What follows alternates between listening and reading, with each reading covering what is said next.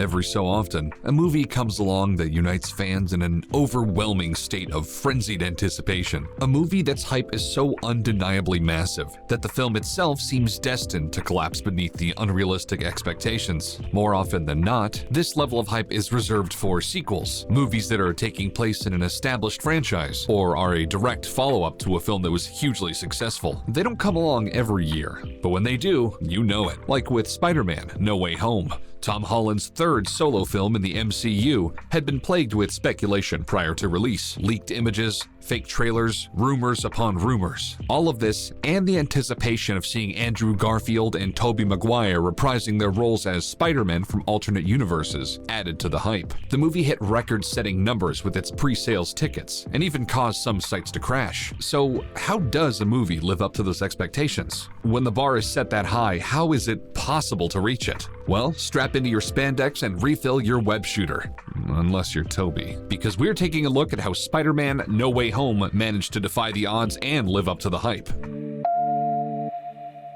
Spider-Man entered the MCU in a big way, going toe-to-toe with Captain America and Earth's mightiest heroes. It was the first time we'd seen a live-action Spider-Man interacting with other Marvel heroes on the big screen. In doing so, they skipped his origin entirely. No Spider-Bite, no Uncle Ben. It had already been explored on screen twice before, with Tobey and Andrew's iterations of the character, and rehashing it again would have been redundant. But in doing so, the MCU's Spider-Man was missing a vital part of the character: loss. And even more importantly, guilt are necessary elements of Peter Parker's journey. Endgame touched on this with Tony Stark's death, but Endgame wasn't Peter's story, and Tony's death, while traumatic, isn't the same as losing a family member like Uncle Ben. No Way Home addressed this by forcing MCU's Peter to suffer the loss of Aunt May, the person he loves most and the only real family he has left in this world. Tom Holland's trilogy is essentially one long origin arc that has built to this moment. Sure, he had the name, the suit, and powers before, but he wasn't truly Spider-Man, not yet. By allowing Aunt May's death to take on the role of Uncle Ben's, Peter is faced with the tragedy and guilt that guides the hero in his future decisions. Guilt is among the heaviest burdens to bear, and Peter feels that guilt because the decisions he made set the actions in motion that would ultimately lead to her violent death at the hands of the Green Goblin, a role reprised and perfected by Willem Dafoe. It's a pivotal moment in the character's evolution, a turning point that's necessary for Spider-Man to reach his full potential, because it's those words of wisdom: with great power comes great responsibility, that guide his moral compass as he's faced with the seemingly impossible task of living a normal life and wearing the mask.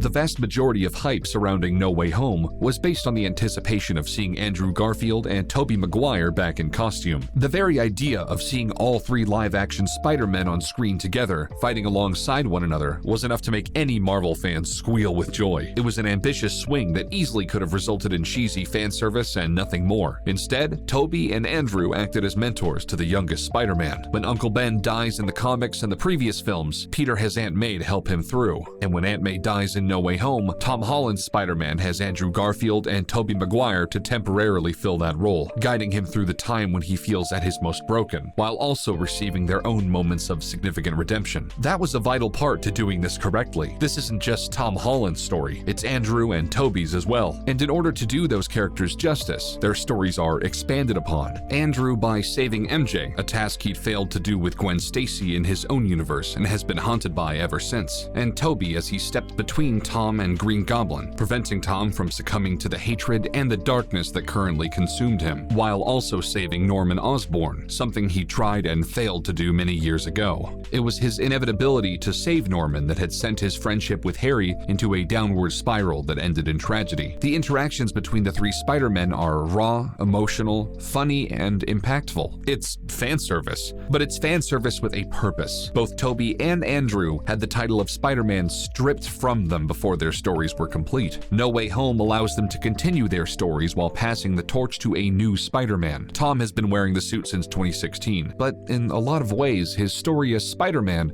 is only just beginning.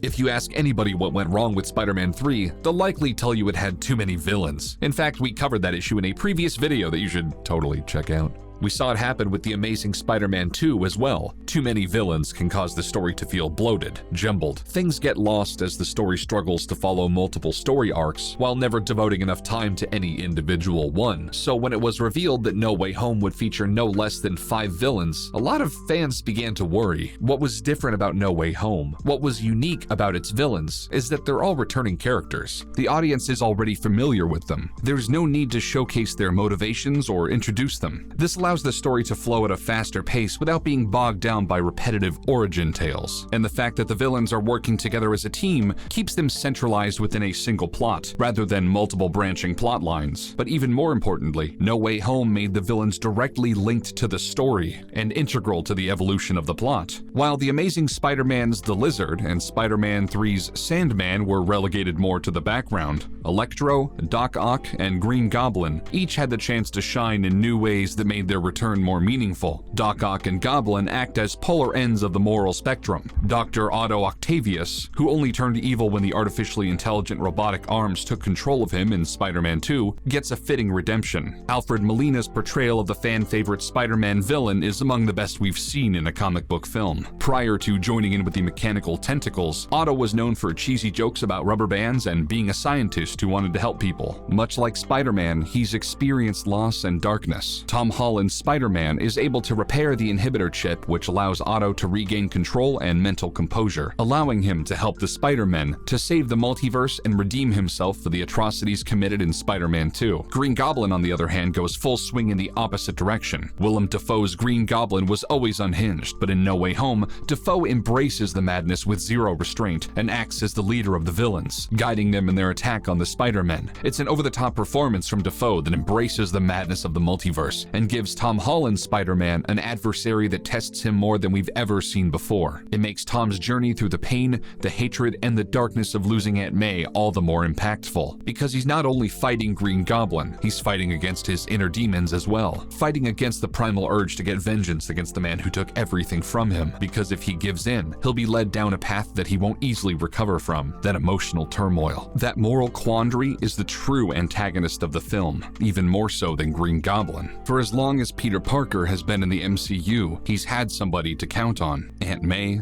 Iron Man, Ned, his guy in the chair. No Way Home's conclusion strips him of those comforts for the first time. With Aunt May and Tony Stark gone, and all memory of Peter Parker erased from the world, Peter sets out to carve his path truly alone. It's a sacrifice he must make in order to keep those he cares about safe, because he's seen now how truly dangerous it can be for others when they're close to him, and now he has nobody. In order for Peter to truly become Spider-Man, he has to be broken first, and No Way Home accomplished that. It's an incredibly dark story that managed to be endlessly entertaining, and that's an accomplishment that is not easily pulled off. No Way Home lived up to the hype through delivering stellar performances, harnessing nostalgia, giving laughs, action, and heart. But above all, it lived up to the hype because this is a movie that truly understands the character of Spider-Man. Sure, events are changed from the comics, but the heart and soul of the character is being poured onto the screen for fans to bathe in. It doesn't matter who your favorite Spider-Man is, because in No Way Home, they're equals, different, yet still the same. Where do you put No Way Home in your Spider-Man ranking? How about in the MCU ranking? We want to know, so tell us in the comments, and make sure to like and subscribe for more fantastic content. See you next time.